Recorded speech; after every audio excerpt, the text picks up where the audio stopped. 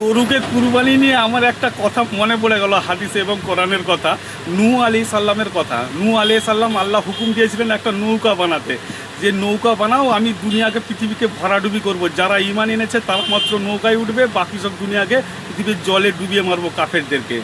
নূহ আলাইহিস সালাম তার আদেশে একটা নৌকা বানিয়েছিলেন এবং মানুষ হাসাহাসি করেছিল যে আড়াতেই কোথাও নৌকা চালাবে যে বিরাট হাসাহাসি করে, তাকে লাঞ্ছনা বঞ্চনা কত ঢিল ছুঁড়ে মারার প্রোগ্রাম করে। এবার নৌকা বানিয়ে রেখে দিয়ে চলে গেছে। ওখানে মানুষ হিংসায় কী করেছে, নৌকার উপরে পায়খানা করতে শুরু করে দিয়েছে।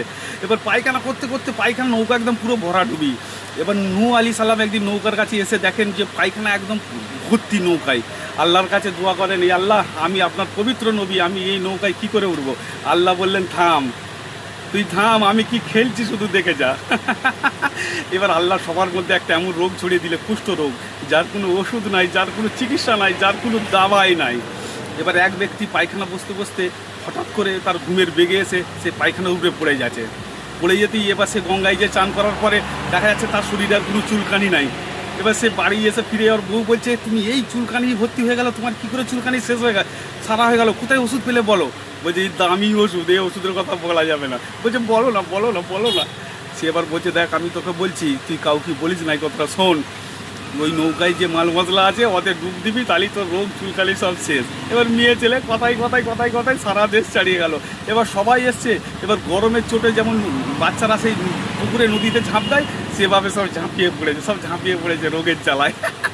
এ কথা চালাতে চালাতে দেশ দেশান্তর সব চড়িয়ে গেছে। সব দেশের দেশে করে মাছ বালতি করে, কে মগে করে, কে গ্লাসে করে সব ভরাডুবি তুলে তুলে নিয়ে যাচ্ছে। মানুষ শেষে এমন পরিস্থিতি হয়ে গেছে, এমনি করে কাঠি করে খুঁচি নখে করে খুবড়ে মাল তুলে নিয়ে যাচ্ছে।